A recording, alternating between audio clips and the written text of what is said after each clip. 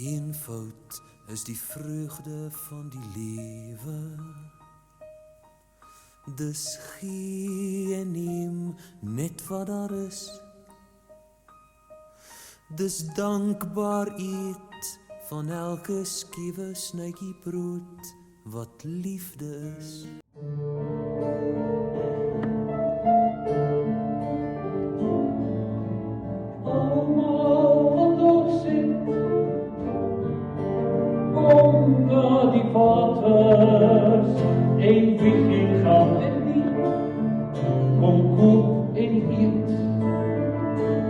Zonder prijs en zonder geld.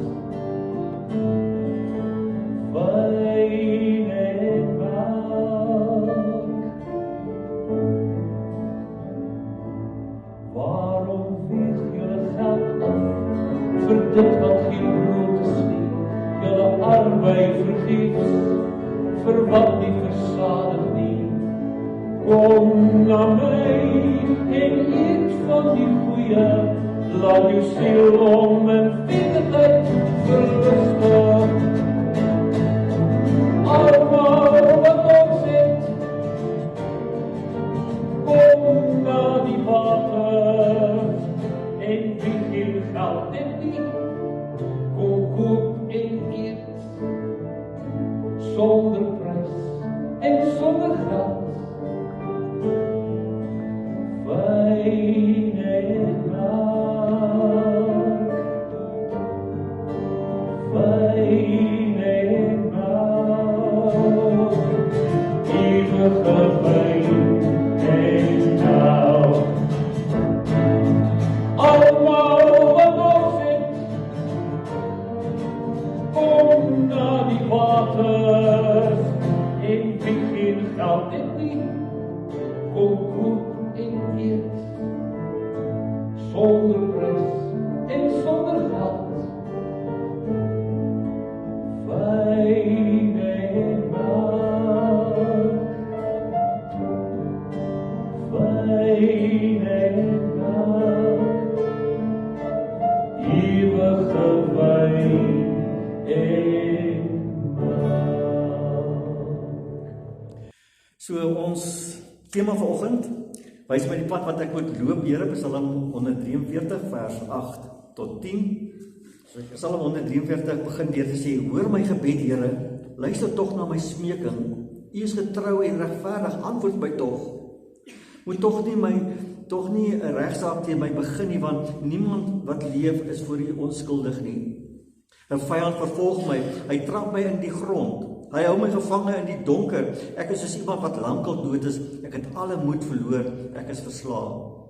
Ek dink aan die verre verlede. Ek pyns oor alles wat U gedoen het en oor die werk van U hande. Dink ek na. Ek steek my hande uit in gebed na U toe. Ek is voor U soos 'n uitgedorte land. Antwoord my tog, o Here. Ek is heeltemal gedaan. Moet tog nie van my af wegkyk dat ek word soos die wat sterwe nie. Laat my elke môre U liefde ondervind, want in U stel ek my vertroue. Wys my die pad wat ek moet loop, want my hoop is op U gefestig. Red my van my vyande, Here, want by U skuil ek. Leer my om U wil te doen, want U is my God. Laat U goeie gees my op 'n gelyk pad lei. Terwille van U naam, Here, laat my lewe. U is regverdig, red my uit die nood. Vernietig in die trou my vyande, laat al my teestanders omkom, want ek is die dienaar tot sover. Kyk, op hierdie ouderdom wat ek is en baie van julle is, begin 'n mens nou by tye sukkel om te stap, kry jy bietjie swaar, want daai heup begin ingee en daai knie begin ingee, en op die ouende is ons almal op pad dalk hospitaal toe vir 'n knievervanging of 'n heupvervanging. En die mense wat al deur hierdie proses sal vir jou sê, dis baie seer. Hierdie hele heup of 'n knie wat jou vashou en elke tree wat jy gee is eintlik 'n pyniging. My ma het voor sy haar eerste heupvervanging hier onder by 80 gehad het.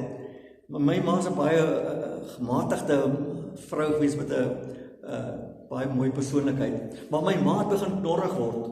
hoe meer die pyn toegeneem het, tot sy heupvervanging gehad het en toe het ons ou ma weer terug.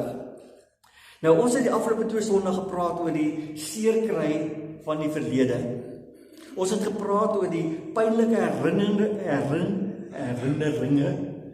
herinneringe wat jou gevange hou in jou verlede.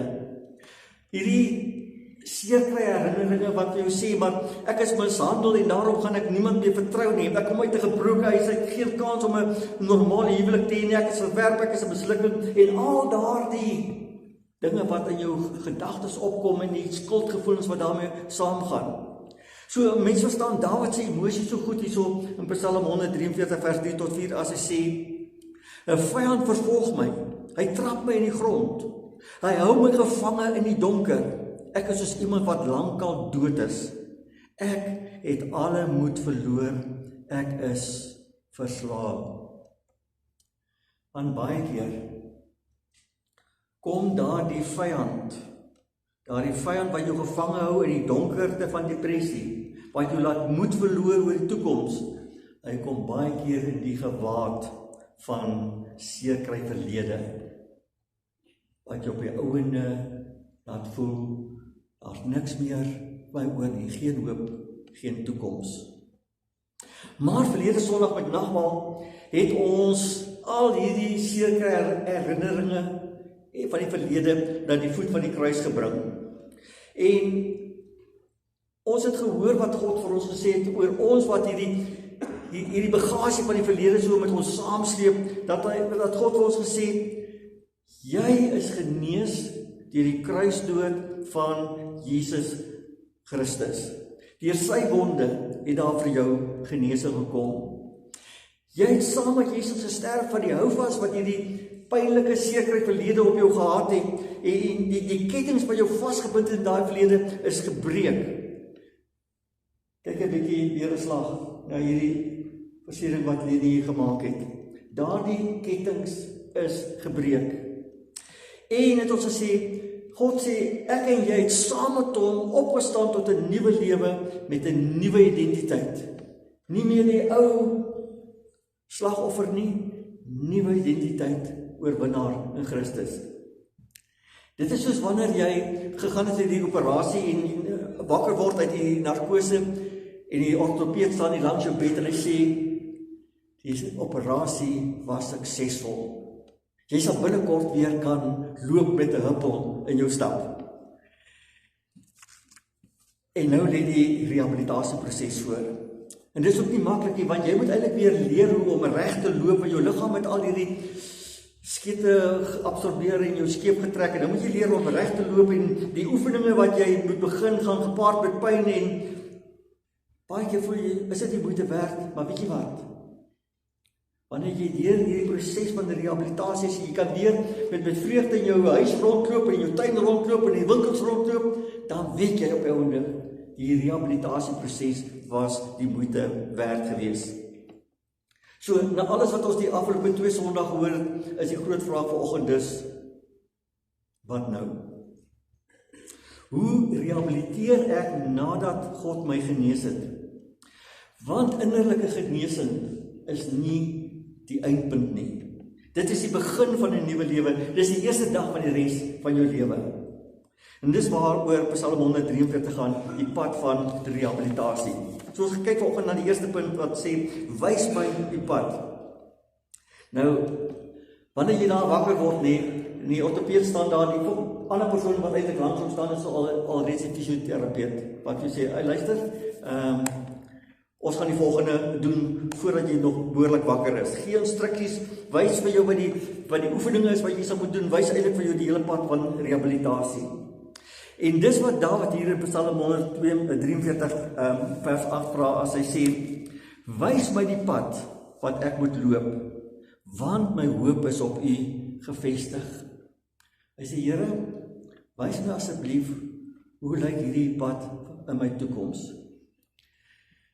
En miskien voel jy vanoggend ook 'n bietjie onseker oor hoe die pad vorentoe gaan lyk. Hoe lyk die leefwyse van 'n mens wat die verlede agtergelaat het? Hoe lyk hierdie nuwe lewe? En miskien kan jy iets van Dawid verwoord as jy sê, Here, as daar nou een persoon is wat vir my sal kan wys hoe die pad vorentoe is, dan is dit U. En daarom is my hoop op U gefestig, om my te wys hoe die pad lyk wat ek moet loop, om my te leer om hierdie pad te loop, om my te lei op hierdie pad wat voor lê, want U is my anker waarin ek vashou. As dit lyk as dit vir my lyk met die wêreld stort rondom my mekaar en ek lyk net nie meer of ek koop nie, dan hou kan U vas as my anker wat my die pad vorentoe sal wys. En weet julle wat? God laat ons ook nie in die duister nie oor hierdie pad nie. Psalm 32 vers 8 sê, God sê, ek wil jou onderrig en jou die pad leer wat jy moet volg. Ek wil jou raad gee en my oog oor jou hou. Here sê, hy gaan nie sy jou pad wys nie, maar hy gaan sy oog oor jou hou, oor hierdie pad wat jy moet loop. En nou sê Spreuke 3 vers 5 tot 6, hy sê, vertrou op die Here met alles wat jy het, moenie staat maak op jou eie insigte nie. Vra na die wil van God in alles wat jy doen, en hy sal die regte pad vir jou wys. Vra net. En hy sal die regte pad vir jou wys. Nou, kyk, die Satan is daarop uit om 'n mens te verblind oor hierdie pad wat die Here wil hê dat 'n mens moet loop. Daai afdraai paadjies waarvan Jannie net nou gesing het ook, want hy vir 'n mens uitstipel en sê, hierdie paadjie lyk beter as die pad wat jy nou probeer volg, want hy wil graag hê dat jy moet terugval in die ou groef van selfbejouing en minderwaardigheid en nutteloosheid en depressie.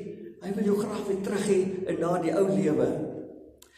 En die proses wat hy begin nie altyd in jou omstandighede nie, dit begin by jou gedagteprosesse.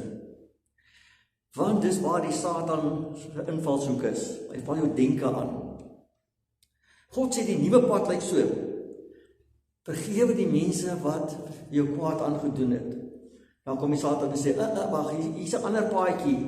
Dit is baie beter om hierdie wrok te koester. Die persoon verdien dit nie om vergewe te word nie. Jy mag hom of haar maar haat. Dit is 'n menslike emosie en daar's niks verkeerd om die persoon te haat nie, want dink net wat het daai persoon aan jou gedoen. God se pad is byvoorbeeld, aanvaar die vergifnis van God en die mense rondom jou. Wanneer jy iemand seer gemaak het of nagekom het, wat jy regtig weet, ek wens ek kon dit oorgedoen het. En as jy God se vergifnis aanvaar en die persoon se vergifnis aanvaar, dan lê dan vir jou 'n nuwe lewe, 'n nuwe pad voor. Dan kom die Satan en sê, wag 'n bietjie. Jy moet dit onthou. Dit was jou skuld wat met daai persoon gebeur het. Jy moet dit aanvaar en niemand gaan jou ooit daarvoor vergewe nie. Jy beter hierdie laste saam met jou dra en boete doen daarvoor vir die res van jou lewe. God se pad byvoorbeeld is oor die waarheid. Die waarheid oor jou identiteit in Christus, wat hy wil hê dat jy moet glo, dat jy kosbaar is, dat God jou by die naam geroep het en gesê, jy is myne, dat God gesê het, jy is werd om voorgesterk te word, dat God gesê het, weet jy wat, jy is so kosbaar, ek maak jou 'n erfgenaam van die hemel, dis jou nuwe identiteit, glo dit. En dan kom die Satan en sê, nee, kom op, iets 'n ander paadjie wat ek jou wil wys. Glo eerder die leuen, glo eerder dat jy waardeloos is, glo liewer dat niemand vir jou omgee nie, dat niemand van jou hou, in elk geval nie eens jou kinders nie, so wie gaan ooit van jou hou? En so probeer die Satan ons van God se pad op 'n ander pad sit. En nou wil ek vanoggend vir jou sê, moenie toelaat dat jou gedagtes 'n stortingsterrein, 'n vullishoop vir die Satan se leuns in jou lewe word nie. Sit 'n bordjie op, geen toegang. Volg God se pad van genesing, herstel en rehabilitasie. Filippense 4 vers 8 tot 9 sê, vul julle gedagtes, maak julle gedagtes vol met alles wat waar is, wat eerbaar, skoon, suiwer, lieflik en lofwaardig is, en leef volgens alles wat julle van my geleer, oorgeneem, gehoor en gesien het, dan sal die God wat vrede gee by julle wees. Vul julle gedagtes met die waarheid vanuit God se woord. Goed, so, ons weet, die pad wat God vir ons wys, wat ons moet loop in hierdie nuwe lewe. Maar dit kan so maklik op kennis bly. Dit kan so maklik, dat kasasie kennis bly, nee. Nou vir die toepassing. Hierdie opstaan uit die bed en jou eerste treetjies gee, nadat jy hierdie vervanging of nie vervanging gehad het. Dit bring ons by die tweede punt, leer my u wil. Psalm 143 vers 10 sê, leer my om u wil te doen, want u is my God. Die fysioterapeut kom en sê, ek wil jou leer hoe om weer reg te loop. Ek weet dit gaan gepaard gaan met baie pyn en so meer, maar op die ouende sal jy hierdie daaglikse oefening moet doen, sodat jy volkome kan herstel.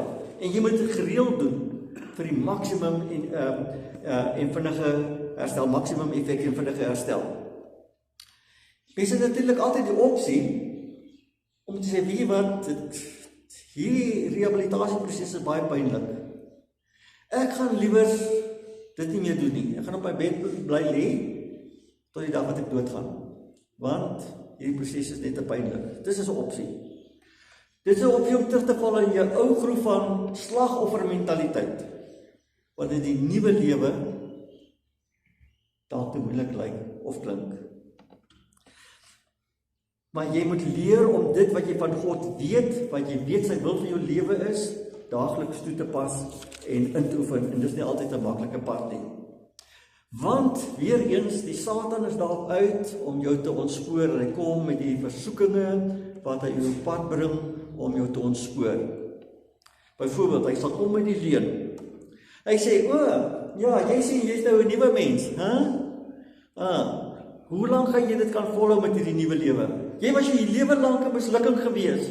Moenie eers nou begin nie, dit gaan nie die moeite werd wees nie, want die mense gaan net vir jou lag wanneer jy uitsaak en sê, ja, ek jy mos gesê, jy gaan dit nie kan volhou nie. Die leuns.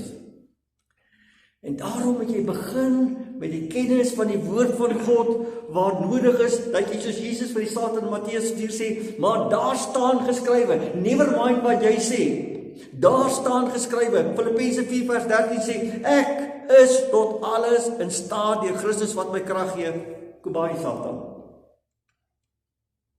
Bewapen jouself met die kennis van die woord van God. En daarom wil ek jou aanmoedig, om weer 'n slag die Bybel nader te sleep. Ek wil jou aanmoedig om, as jy weet waar om te begin met die psalms. Vat 'n pen, onderstreep die gedeeltes wat die Here na jou te laat opspring. En as jy verder wil gaan sleep Efesiërs nader. Dit is een kort 6 hoofstukkies met die hele evangelie vasgevang daarin. En skryf dit neer, maak aantekeninge, skryf versies, plak dit in die yskas, plak dit in die spieël waar jy dit elke dag kan sien. En jy ontvang elke dag, ten minste ons gemeente en 'n groep buite dit ook, ontvang elke dag 'n versie, elke weekdag 'n versie, waarmee jy moet opstaan en sê, dis wat die Here vanoggend vir my sê. En laat ek hierdie versie bedink hierdie dag, en laat ek my gedagtes vul met God se teenwoordigheid, van dit wat ek hierso hoor en lees. Want dit is die manier wat 'n mens, wanneer die Satan kom met sy aanval en versoeking, om kan weerstaan. Jakobus 4 vers 7 sê, weerstaan die duiwel en hy sal van jou wegvlug. En dis nie vir nie dat die woord, die swaard van die gees genoem word in Efesiërs 6 vers 17 nie. Hy is bedoel om gebruik te word teen hierdie versoekinge wat die Satan oor jou pad bring. Ken die woord, grawe jou in, maak 'n deel van jou gedagteprosesse en leer van daai versies om dit op te sê soos die sondagskool toe jy nog 'n kind was. Dit gaan vir jou baie beteken op die pad vorentoe. Maar dis nie die versoekinge wat oor die pad kom om jou te ontspoor nie. Baie keer kom daar ook hierdie beproewinge oor jou pad. En dit is God se manier om jou te toets oor dit wat jy geleer het, of jy dit toepas en gebruik. Dit wat God vir jou geleer het deur sy woord, dit wat God vir jou geleer het deur medegelowiges wat met jou in gesprek was, of dalk ergens dat jy op 'n WhatsApp of 'n YouTube iets geluister het, dan kom God en hy stuur die beproewinge oor jou pad om te toets. Pas jy dit toets? Pas jy dit toe? Want dit gaan gebeur. Dat daar party dae gaan wees wat jy net voel, ek wil opgee. Dis makliker om die mentaliteit van slagoffer te hê, as die moed te hê om die dag van môre te groet in die krag van die Here. Maar, as jy dit nie so raak sien nie, kan beproewinge jou maklik laat ontspoor. En dan gaan jy nie maklik genees nie. Daarom beproewing is daai ekstra oefening om jou rehabilitasieproses te versterk. Romeine 5:3-7 sê, ons verheug ons ook in die swaar kry in hierdie beproewinge, want ons weet, swaar kry kweek volharding, en volharding kweek egtheid van geloof, en egtheid van geloof kweek hoop. En die hoop beskaam nie, want God het sy liefde in ons harte uitgestort deur die Heilige Gees wat hy aan ons gegee het. Ons het beproewinge nodig, sodat God kan sien of ons dit wat ons ken oor die pad, of ons dit toepas. En dan het ons gebed nodig.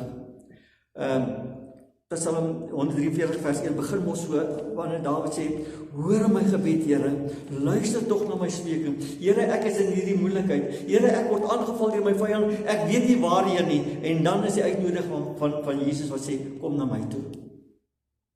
Kom na my toe, jy wat moeg en oorlaai is. Kom pak by my af. Kom ontvang die bevryding. Kom ontvang die verlossing. Kom ontvang die nuwe lewe wat ek wil gee. En dan ook geestelike musiek. Musiek het 'n manier om 'n mens se siel te raak. Dit verkoop jou siel. Ek dink dit is die mees effektiewe manier om die Satan weg te jaag in jou gedagteprosesse, want dit help jou om weer op God te fokus. As jy onthou daar in Handelinge 16:25 sit Paulus en Silas in die tronk, heel onskuldig, en in die donkerste diepte vasgeketting, en mense nou dink dat hulle daar so sit en hulle self bejammer en sê, wat het ek gedoen om dit te verdien? Ek het so die Here gedien, en kyk wat die Here toegelaat om oor my lewe te kom. Maar wat lees ons? Ons lees daarso, teen middernag was Paulus en Silas besig om te bid en tot lof van God te sing. Wow! Die aanval van die Satan kom om hulle in 'n blik te druk om te sê, wees 'n slagoffer. En wat doen hulle? Hulle sing tot lof van God. Geen wonder dat Paulus later in Kolossense 3:16 skrywe, met dankbaarheid in julle harte moet julle psalms, lofgesange en ander geestelike liedere tot eer van God sing.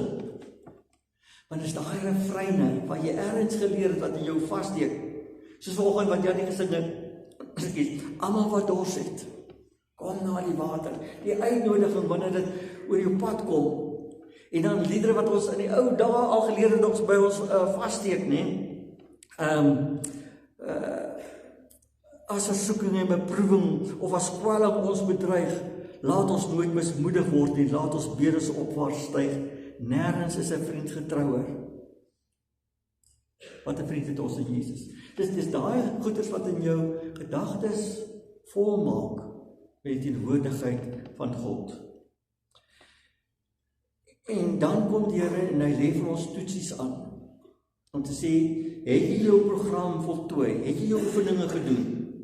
En daardie toetsies is om te kyk of daar vordering is. Petrus skryf daaroor in 1 Petrus 1:6 as hy sê, verheug julle hieroor, selfs al is dit nodig dat julle kort tydjie bedroef gemaak word deur allerhande beproewinge, sodat die egtheid van julle geloof getoets kan word.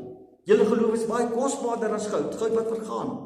Selfs die suiwerheid van goud word met vuur getoets, en die egtheid van julle geloof moet ook getoets word, sodat dit lof en heerlikheid en eerwaardig mag wees by die wederkoms van Christus. Hierdie swaar kry, hierdie beproewinge, is om te kyk hoe sterk jou geloof is. Het jy al gegroei?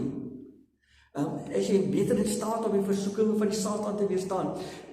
Is jy beter om het jy al beter om hierdie nuwe lewe te leef in jou verhoudinge met mense rondom jou, en weet jy wat, dat jy die toets nie slaag nie.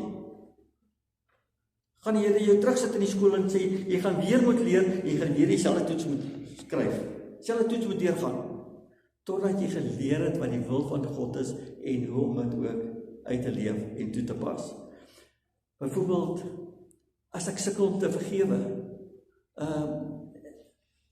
en iemand vryf my verkeerd op en onmiddellik is ek op my perdjie en dan sê jy, jy het hierdie toetjie gepluk, né? Terug skool toe. Leer wat dit is vergewe, soos wat God vir jou vergewe het. As jy begin om die leuns van die Satan te glo en jy begin verval weer in hierdie depressie, dan sê jy, jy het die toetjie gepluk, né? Terug skool toe. Gaan leer oor die oorwinnende lewe, gaan leer oor jou nuwe identiteit en leef dit. Dit bring ons by die laaste punt. Wat Paulus, David sê, Psalm 143 vers 10, sê, laat die goeie gees my op 'n gelyke pad lei.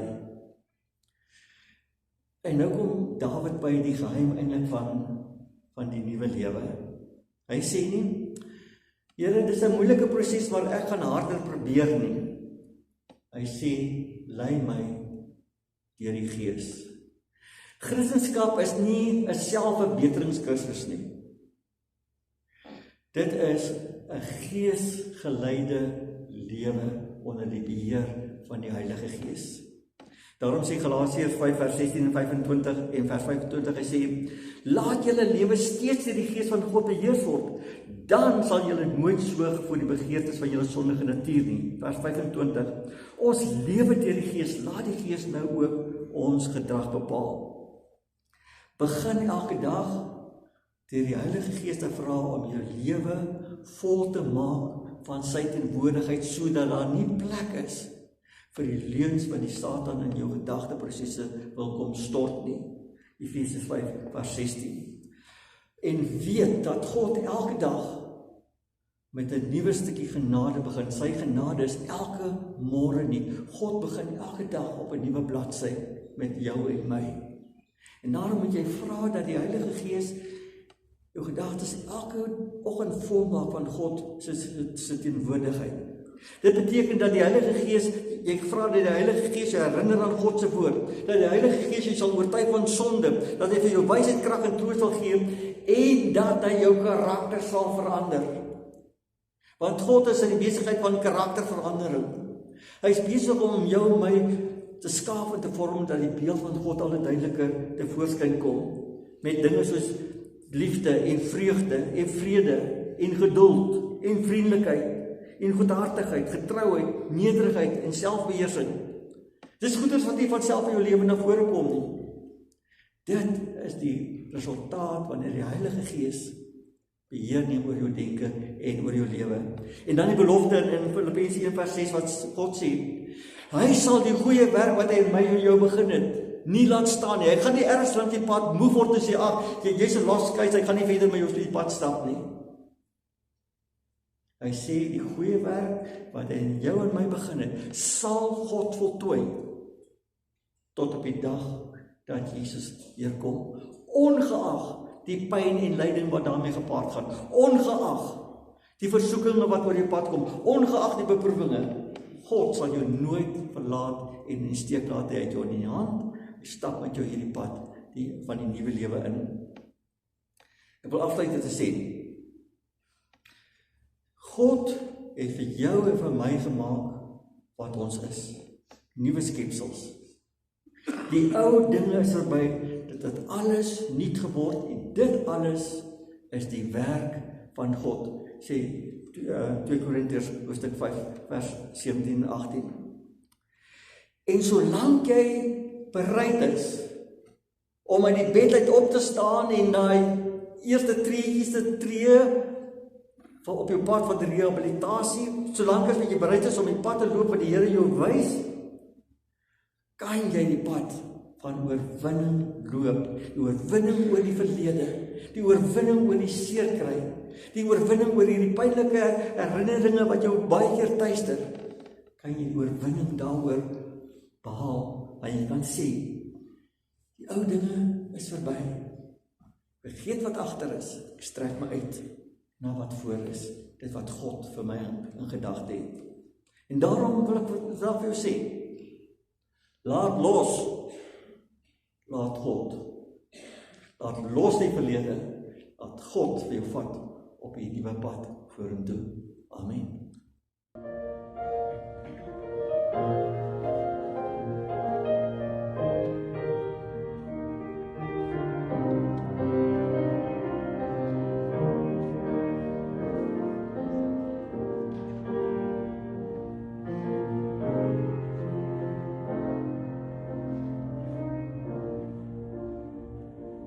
Soveel konings wat regeer, soveel magte wat beheer het oor die mensdom. Waar sal ons heil kan vind? Waar is daar 'n toekoms vir my kind?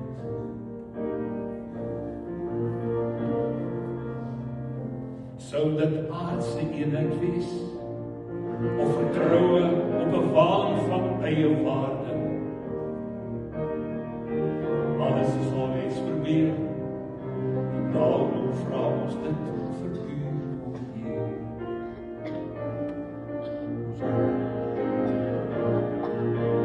Vader, stel die grondwet van u ryk by ons in werking. Gee ons regte liefde vir mekaar. Gee vir ons die burgerskap wat vry is van beperking. Heer, laat u koninkryk hier kom.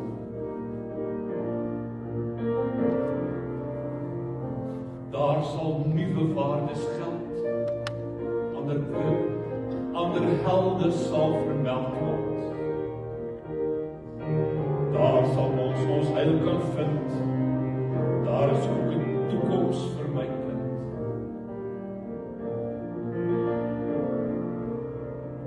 Soveel konings wat regeer, soveel magte wat beheer het oor die mensdom.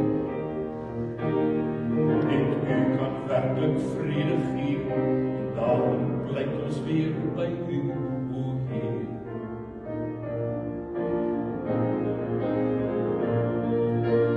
Vader, stel die grondwet van u ryk by ons in werking. Gee ons hoë agting vir mekaar. Gee vir ons die burgerskap wat vry is van beperking. Heer, laat u koninkryk hier kom. Vader, stel die grondwet van u ryk by ons in werking. Maak ons onderdanig aan mekaar.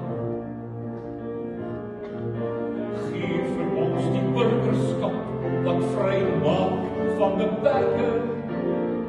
Heer, laat u koninkryk hier kom. Laat u koninkryk kom. Meent ontvang die seën van die Here en gaan huis toe ook met sy vrede, van die genade van ons Here Jesus Christus en die liefde van God ons Vader en die gemeenskap van die Heilige Gees sal met elkeen van julle bly totdat Jesus weer kom. Amen.